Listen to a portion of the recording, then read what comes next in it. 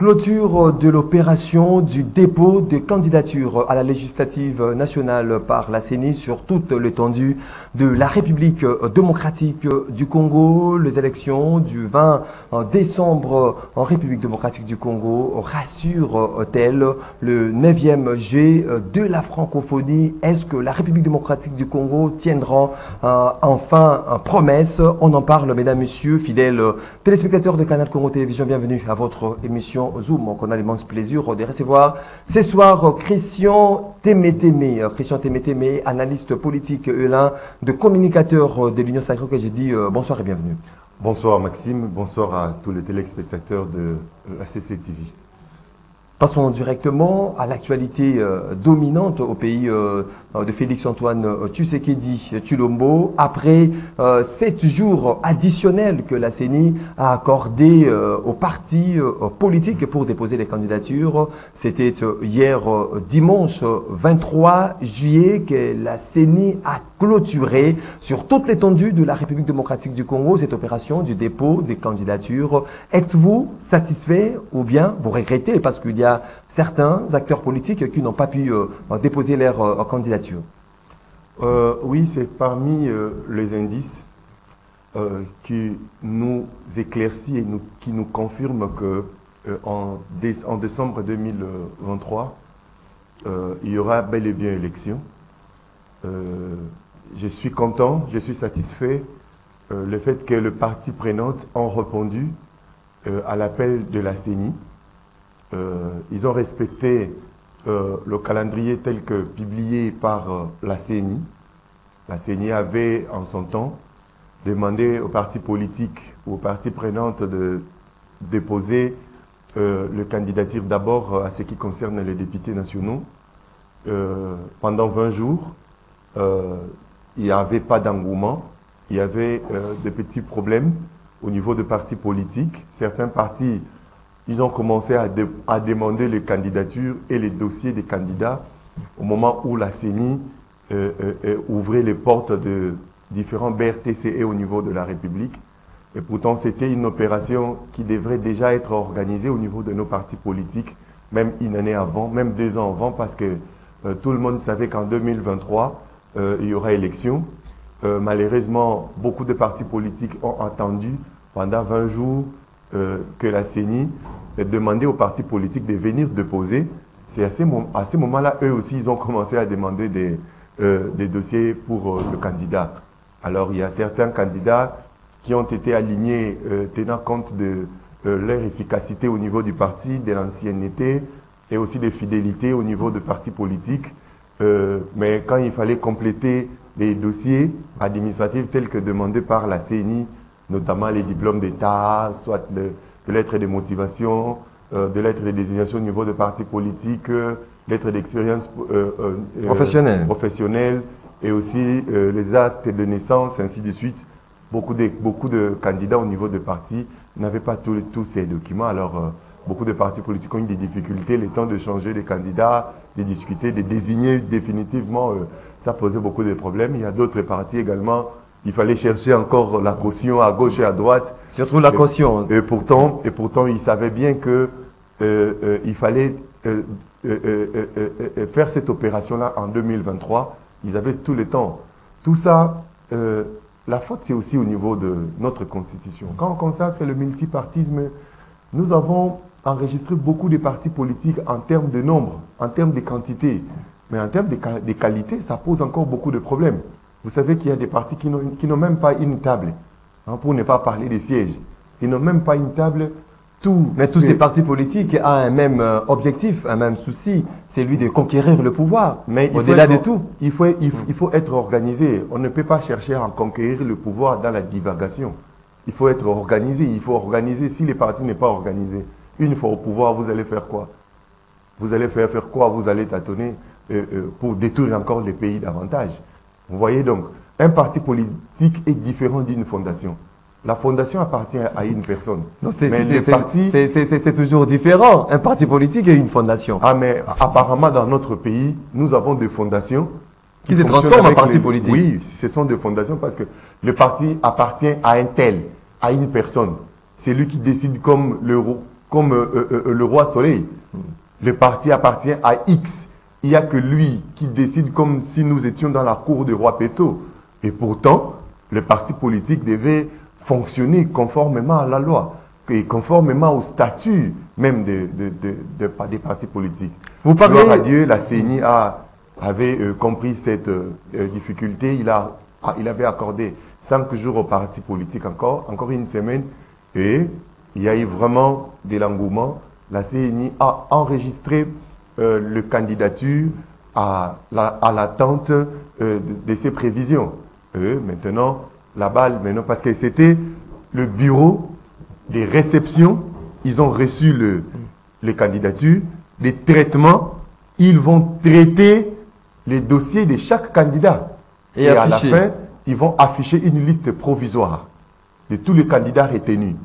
Pour que s'il y avait omission, s'il y avait des petits couacs, il y aura un temps où les insatisfaits vont introduire leurs recours et les recours seront traités et enfin nous aurons une liste définitive des candidats pour les élections législatives en 2023. Monsieur Christian Témétémé, vous avez tenté justifier aujourd'hui les non-dépôts de certaines candidatures de partis politiques par manque de moyens et autres difficultés.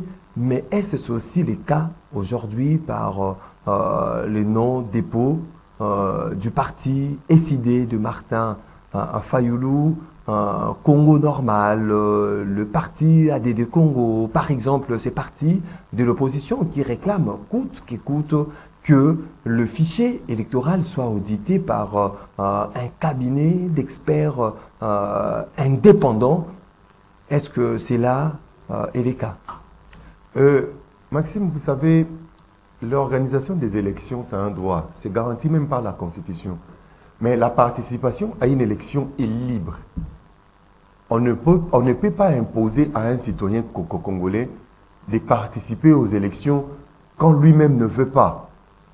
Ça, c'est une infraction. Les CID, l'ADD Congo, le PPRD, ainsi de suite, ils sont libres de participer. Mais il faut que ces élections rassurent la population et les parties prenantes. Non, mais attendez. Si ça ne rassure pas les parties prenantes, comment prendre part à des scrutins qui ne rassurent pas du tout? Notre pays se nomme la République démocratique du Congo. Nous avons 910 partis politiques. S'il y a 906 partis politiques ont accepté de compétir et 4 partis politiques ont refusé d'aller aux élections, vous n'allez pas priver nos droits, on ne va pas nous priver de nos droits pour satisfaire Martin Fayoulou. On ne doit pas imposer à Jean-Pierre Bemba, à Adolphe Muzito, à Matata Mpogno et à Sessanga de ne pas aller aux élections parce que Fayoulou ne veut pas aller aux élections. N'ont-ils pas raison de dire ou de déclarer aujourd'hui que ces fichiers électoraux audités par la CENI en interne et les experts internationaux en externe ne pas du tout crédibles? Dire que le fichier électoral contient des fictifs, c'est une chose. Des décédés, des enfants mineurs. De montrer que le fichier électoral a des problèmes, c'est une autre chose. Il a dit, il n'a pas démontré. Il a dit, mais il n'a pas démontré. C'est impossible pour que la CENI puisse accéder à cette demande-là. Et pourquoi il n'y a que lui? Pourquoi il n'y a que lui et tous ces partis politiques? Il n'y a pas que décidé, il y a d'autres partis politiques. Non. L'opposition, ce n'est pas Fayoulou. Il n'y a pas que Fayoulou qui est opposant. Lissanga Bonganga est opposant. Franck Diongo est opposant. Matata Mpogno, il dit qu'il est opposant. Moïse Katumbi dit qu'il est opposant. Adolphe Muzito est opposant. Donc, ceux-là, ils n'ont pas le droit d'aller aux élections parce que Fayoulou a refusé d'aller. Par là, vous voulez dire qu'il n'y a pas d'unité au sein de l'opposition? Non, on ne doit pas priver. Non, on laisse décider. On ne doit pas priver ceux qui sont prêts pour aller aux élections leur droit au détriment de Martin Fayoulou. Si Fayoulou estime que ce fichier n'est pas crédible et moi je n'irai pas aux élections, c'est son droit. On ne peut pas lui refuser cela. La démocratie, c'est la dictature de la majorité. Si la majorité des partis politiques estime que, avec l'organisation de la CENI, avec ce qui est fait par la CENI jusque-là, nous pouvons aller aux élections, mais allons-y. Allons-y. Mais est-ce que ça rassure est-ce que ça rassure vraiment ces élections? Le fait que au moment où il y a les ténors, hein, les ténors de cette classe politique. Non, Maxime. Hein, qui... chaque cycle électoral crée ses leaders. Chaque cycle électoral crée ses leaders. Par là, vous voulez dire Martin Fayoulou a été créé leader en 2018. En 2018. En 2023, ça ne sera pas lui. Ça sera Matata Ponyo, par exemple. Peut-être, s'il travaillait bien. Ou le docteur Denis Mukwege. Pourquoi pas? Il est congolais, pourquoi pas? Pourquoi pas? Est-ce qu'en 2011, Martin Fayoulou avait cette épaisseur-là? Est-ce qu'en 2006, on parlait de Martin Fayoulou comme on a parlé de lui en 2019? En 2018? Non. Donc pour dire que chaque cycle électoral crée ses leaders. Alors pourquoi pas concéder à ce préalable, à ces revendications de l'opposition? Il y a une différence entre caprice et revendication. Donc vous voulez dire que Fayoulou, c'est un capricieux? Je m'explique. Quand on parle de revendication, on peut revendiquer un droit, ce qui est légal. Ça s'appelle revendication. Si la CENI n'organise pas les élections le 24 décembre 2023, on doit revendiquer les élections le 24 décembre 2023 parce que c'est légal, parce que c'est constitutionnel. Mais quand on demande quelque chose qui n'est pas légal, ça ne s'appelle pas revendication, ça s'appelle caprice. Et pourtant, la CENI n'organise pas les élections en tenant compte des caprices. Est-ce que l'organisateur... de quelques parties prenantes, que vous soyez de la majorité ou de l'opposition, la CENI ne peut pas tenir compte de vos caprices. La CENI se conforme à la loi qui est opposable à tout le parti prenant. On ne doit pas comprendre aujourd'hui que c'est l'équipe qui fixe les règles de jeu.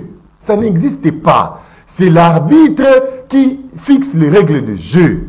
Et ça s'impose à tout le monde. Si la CENI accédait à la demande illégale de l'ICD, demain l'IDPS viendra aussi avec sa demande. Demain le MLC viendra. Ça sera l'FPAI. Ça sera l'AFDCA. Ça sera l'AVC. Et le PALU, ainsi de suite. Ils estiment que l'arbitre qui est la CENI ne joue pas franc jeu aujourd'hui. Les règles qui sont placées ou mises par cet arbitre courent en faveur de notre camp, au détriment de leur camp. Qu'est-ce qu'on reproche à la CENI jusque-là? C'est ce qu'ils avancent. On dit qu'il faut audit externe du fichier électoral, ce qui n'est pas légal. C'est un aspect technique qu'on retrouve dans la sociologie électorale dans notre pays. L'audit du fichier électoral, c'est une compétence de la CENI seule.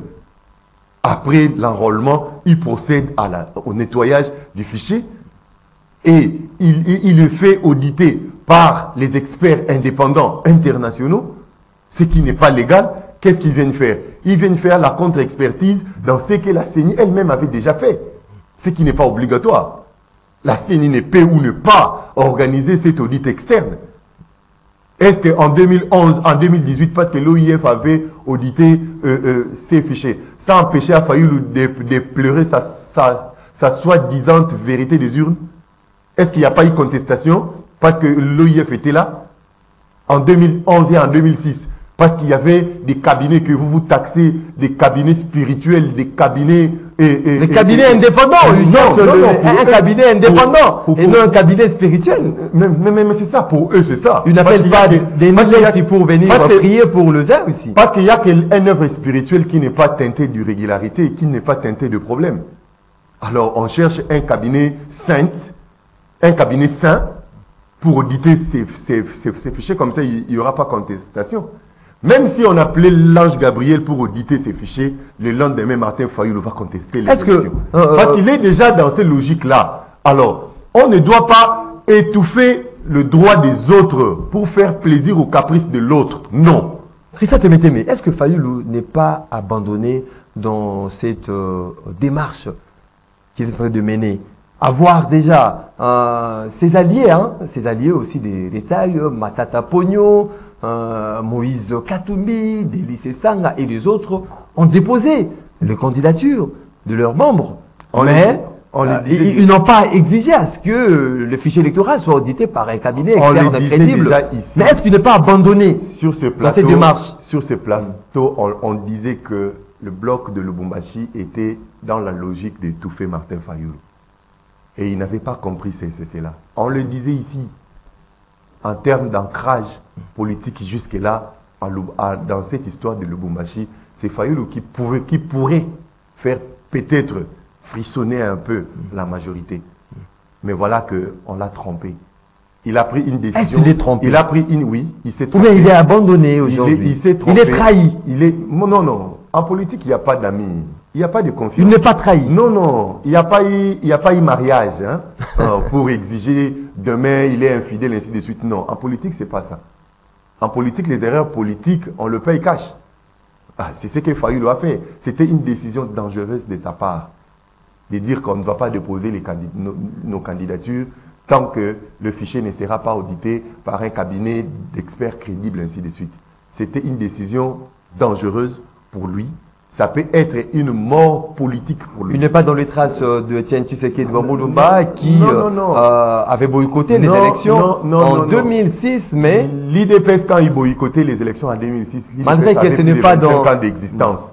L'IDPS avait déjà des racines. L'IDPS avait déjà des ancrages politiques. Les idées n'ont pas d'ancrage, n'ont pas de racines? Non, les idées viennent de naître. Ils doivent travailler pour atteindre le niveau de l'IDPS aujourd'hui.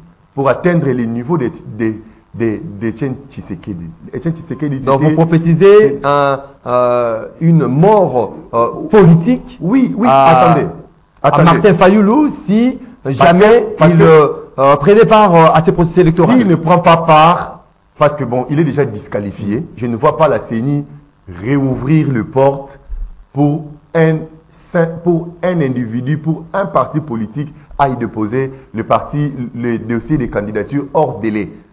Ça, on ne va pas permettre à la CENI. Il y a législative nationale et provinciale. Oui, il peut aller dans... Ils peuvent se rattraper. Oui, ils peuvent se rattraper. Ils peuvent se rattraper lors des élections, lors des candidatures présidentielles et législative provinciale. Mais côté législatif, c'est fini.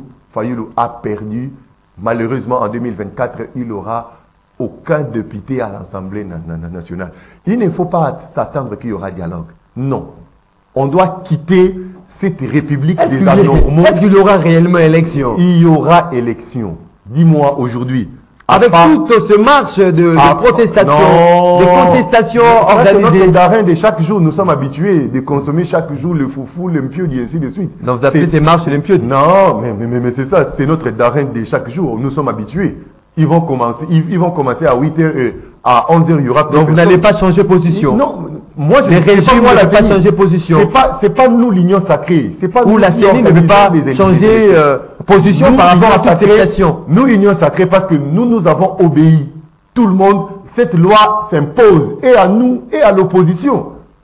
L'opposition n'est pas une marque de poser des Martin Fayulu. Ça vous réjouit, c'est la loi électorale, les règles...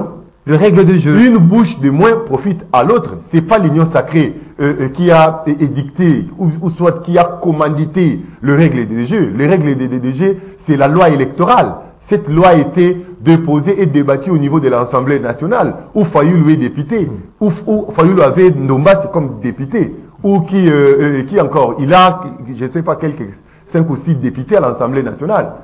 La loi électorale a été adoptée, votée, promulguée par les chefs de l'État. C'est une loi qui s'impose à tout le monde. Et que ce soit l'IDPS, INC,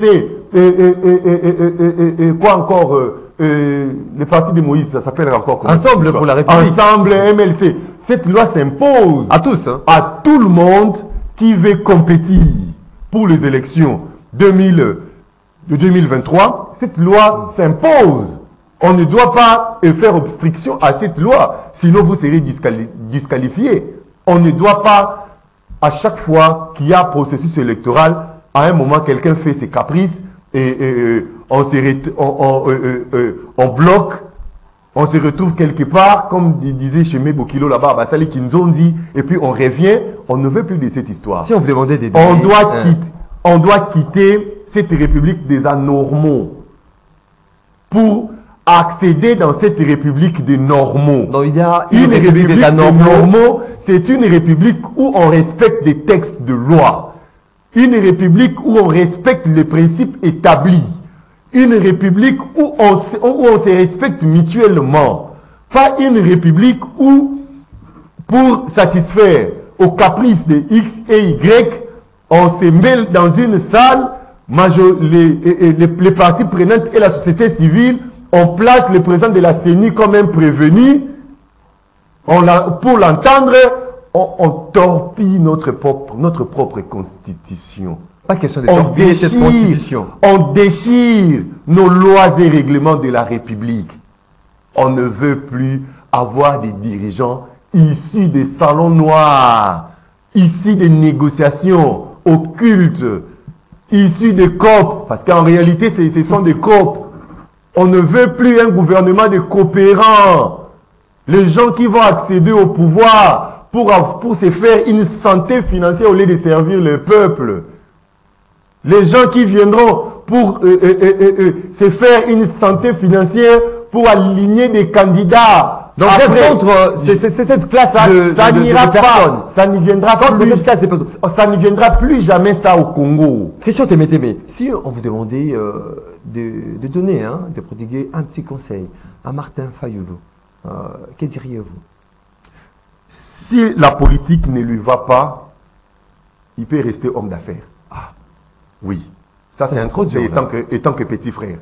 Est-ce que c'est parce qu'il y a des erreurs comme ça? Vous savez que demain, on peut se réveiller demain. Parce que vous êtes de l'Union sacrée? Il y aura des départs. IDPS l'a fait en 2006. Donc, IDPS a connu des départs. Le retrait de Fayulu, ça vous arrange? Une bouche de moins. C'est comme si vous-même êtes mal à l'aise. Vous êtes mal à l'aise? Une bouche de moins. Êtes-vous mal à l'aise avec Fayulu? Non. Parti prenant dans ce procès électoral. Qui lui a interdit? Il vous fait peur? Qui lui a interdit de compter? Fayulu fait peur? Qui a interdit à Fayulu de déposer ses listes? Personne. C'est son bon sentiment, c'est son bon vouloir. Nous respectons cela, c'est son droit. C'est son droit. Mais une bouche de moins profite à l'autre. Christian Témétémé, analyste politique et l'un des communicateurs de l'Union sacrée. Parlons-en au sport. Il y a à quelques jours, à 3 jours, 4 jours du début du 9e jeu de la francophonie en République démocratique du Congo, est-ce Kinshasa tiendra à promesse par rapport à toutes les attentes? Kinshasa tiendra promesse en termes d'infrastructure. Je pense que j'ai visité, c'est impressionnant. Maintenant, nous avons les arénas ici à Kinshasa. Nous avons des gymnases modernes. Nous avons des pistes d'athlétisme modernes. Nous avons rénové nos infrastructures sportives. Nous avons maintenant des piscines olympiques avec tout ce qu'on a construit comme au niveau de Stade Tata Raphaël. Cet village de la francophonie restera bénéfique pour nos athlètes après cette fête de la francophonie ici à Kinshasa. Les infrastructures sont-elles prêtes? Oui, parce que à quelques jours, à 3 jours. Ce sont ces infrastructures qui vont nous donner des athlètes modernes. Parce qu'aujourd'hui, nos athlètes vont apprendre.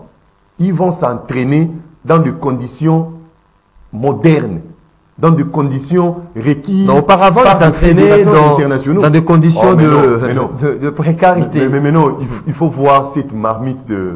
Comment on appelait ça? Le stadium de basket. Oui, oui. Non, c'était n'importe quoi.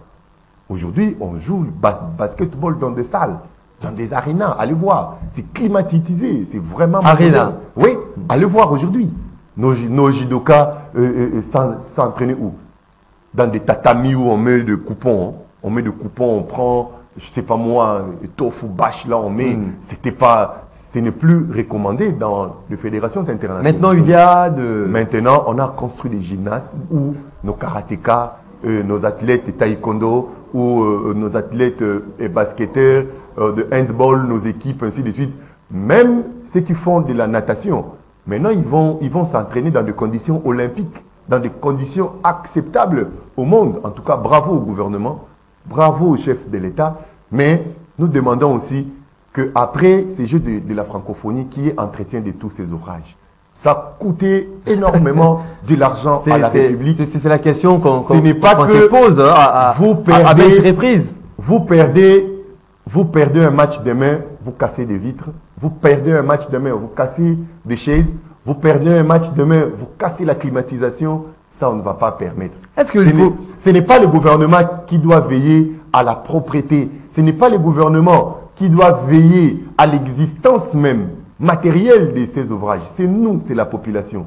Quand nous venons là-bas, qu'on gagne ou qu'on perd, levez-vous calmement, rentrez à la maison. Ça ne sert à rien. Il faut éduquer, oui, il faut éduquer tous ces sportifs. Au niveau de nos clubs, il faut éduquer nos supporters. Quand nous venons au stade, qu'on perd ou qu'on gagne, ce sont nos ouvrages. On l'a construit pour nous et pour nos enfants.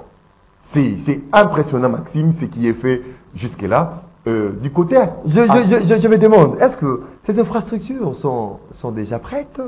Les stadiums, au niveau de Tata Raphaël, Stade de Martyr, Inikin, puis d'autres sites qu'on avait choisis aussi. Je me pose 1000 fois cette question, Christian Temete, mais imaginez que dans notre beau et cher pays, la République démocratique du Congo, est-ce qu'il faudra attendre seulement l'organisation des grands événements, par exemple pour assainir un peu les milliers, pour réhabiliter certaines routes? Aujourd'hui, imaginez qu'il fallait attendre que le 9e jeu de la francophonie soit organisé au stade Tata Raphaël pour voir ces tronçons qui est près de la rivière Kalamou, être réhabilité, que l'avenir du stade, l'avenir Oshoué, aujourd'hui, connaissent un balai. Est-ce qu'il faudra attendre seulement l'organisation des événements pour donner la beauté à notre capitale? Ça, c'est une faiblesse pour notre gouvernement. On doit reconnaître cela. On ne doit pas attendre l'organisation de grands événements pour doter les pays des infrastructures modernes. Déjà, nous avons droit à toutes ces infrastructures, qui est fête mondiale, qui est championnat, qui est CAN ou pas. Nous avons droit à cela. Ce ne sont pas les espaces qui nous manquent. Mais ça, c'est une faiblesse. On doit reconnaître cela. Et on doit encourager notre gouvernement pour que on ne doit pas attendre seulement le jour où il y aura Afro-Basket à Kinshasa pour doter la ville encore d'autres salles de basketball. On ne doit pas attendre le jour où on va organiser la CAN pour penser à construire encore un autre stade au niveau du Congo central, au niveau de Bandundu. Le gouvernement sait qu'au niveau de Kikwit, il y a un stade vraiment inachevé. Ils savent que le stade Lumumba dans le Congo central, il faut réhabiliter. Ils savent qu'il faut construire des stades au niveau de l'Équateur. L'Équateur n'a pas un stade. Ils le savent. Ils savent qu'il faut mettre en condition le stade de Goma. Ils savent qu'il faut entretenir et mettre en condition le stade de Kisangani. Ils savent qu'il faut mettre dans les conditions le stade de Banyema. Pourquoi le couple? On a plusieurs stades. Hein? Plusieurs stades. Alors, ce qui est construit ici à Kinshasa, il faut qu'il y ait, même par rapport aux zones, par rapport aux espaces linguistiques, ce qui est à Kinshasa, il faut le construire aussi à Lubumbashi, par exemple. Pourquoi pas dans le Grand Kasaï? Pourquoi pas à Kisangani? Il ne faut pas attendre. Vous savez, le Congo, en termes de talent, nous en avons même annexé. Mais nous en avons même annexé. Mais ce qui pose problème, l'encadrement, les infrastructures. Vous savez qu'au Congo, on n'a même pas, je ne sais pas si ça existe, les écoles sportives. Nous, on apprend le privé, hein? Comment on apprend le privé qui organise les écoles sportives. Du genre Oudjana. Aujourd'hui, on sait que le privé. Aujourd'hui, avec Oudjana, nous avons compris que le football s'enseigne sur les tableaux. Il faut enseigner le football aux enfants avant d'aller dans le pratique. Il faut commencer par la théorie. Vous voyez un peu. Alors, il faut tout moderniser. On ne fera pas tout. au même moment, mais c'est qu'on a commencé ici à Kinshasa. Je vous dis, c'est impressionnant. Au niveau des Linikin, tout est prêt. Il y a déjà des athlètes qui sont logés là-bas. Il y a un petit problème avec l'installation d'eau potable. Nos athlètes de natation là, qui proviennent de l'Équateur, ils peuvent oublier, penser une piscine est semblable à une rivière. Ah, il faut qu'il y ait... Libégué, Yakoma. Il faut qu'il y ait de l'entretien. Les athlètes de... Sinon, demain, il y aura... Du village de Serge Kabongo. Ah oui, sinon, demain, il y aura des crapauds là-bas. Il faut entretenir cela. Nous tenons seulement à l'entretien. Et je sais que nos athlètes aussi se préparent. Vous accordez aussi la chance à nos athlètes de gagner de médailles d'or, argent. Nous aurons des médailles d'or. Ou on risque de passer. Nous aurons des médailles d'or. J'ai visité la préparation de nos boxeurs, de nos karatékas, de nos footballeurs, de nos coureurs, et ainsi de suite. J'ai visité un peu au niveau du stade des Martyrs. C'était le vendredi et le samedi. Je me suis rendu personnellement pour voir un peu la ténère de la préparation, si ça répond, si ça correspond à la taille de l'événement. Je vous dis que nos athlètes ont pris cette histoire au sérieux et ils sont en train de se préparer. Alors, il y a encore un grand travail à faire. Ça sera votre mot de la fin. Les directeurs de la francophonie, M. Isidore, si tu nous écoutes, Isidore, nous vous avons écrit pour vous appuyer. Il faut enseigner les Quinois le vivre ensemble avec nos amis d'autres pays qui sont venus ici.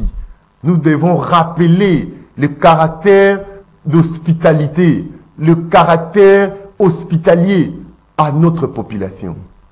Quand tu trouves ton frère étranger en difficulté, il faut l'aider. Il ne faut pas voler nos amis qui sont venus d'autres pays. Il ne faut pas les kidnapper. Non, il faut les aider. Parce que là où ils sont venus, il y a nos frères et sœurs qui sont restés de l'autre côté. Si vous les traitez mal ici, nos frères de l'autre côté aussi ne seront pas bien traités. Il y aura des Canadiens au Canada, il y a des Congolais. Il y aura des Français en France, il y a des Congolais. Il y aura des Togolais au Togo, il y a des Congolais. Il y aura des Brazzavillois à Brazzaville, il y a des Congolais. Il y aura des Centrafricains en Centrafrique, il y a des Congolais. Donc nous avons intérêt de montrer notre solidarité, notre hospitalité, notre amour. On a toujours été un pays hospitalier. Ah oui, et surtout notre gentillesse. Est-ce qu'on a besoin de marches pendant le temps de la francophonie? Non. Est-ce qu'on a besoin... Là, tu commences à politiser les sports. Non, je ne politise pas. À politiser les sports. Le patriotisme, non, il faut demander à ces politiques de ne pas politiser le Moi, je demanderais même pendant ce temps de la francophonie, si on pouvait suspendre même les activités politiques. Oui, parce que pour que tout le monde, nous puissions fêter, parce qu'il y a un rendez-vous qui nous puissions nous retrouver, que cela puisse perturber même nous puissions nous retrouver à côté de nos athlètes pour les soutenir. Ça, c'est l'image de notre pays. Ça, c'est l'image de ces pays où nous tous, nous espérons diriger demain. Mais si nous vendons cette image à mal, mais vous-même, vous serez considéré comment? Christian Témé, analyste politique et communicateur de l'Union Sacrée, je vous dis merci de t'en disposer. Merci Maxime et merci à tous les téléspectateurs. Vous étiez nombreux, mesdames, messieurs, de partout à travers le monde à suivre cette émission Zoom. Je vous dis merci de votre sympathique attention car vous n'avez pas passé inutile ces temps. Vous avez bénéficié de réflexions pointues de notre invité dès ce soir. Une émission qui a été réalisée par Moro Njambe, Alain Kabongo, Brino, Nzinga était du côté de la régie, Karine et Bébé à la prise de vue. Je vous retrouve très prochainement pour un autre numéro. D'ici là, portez-vous bien et bonne évasion chez vous.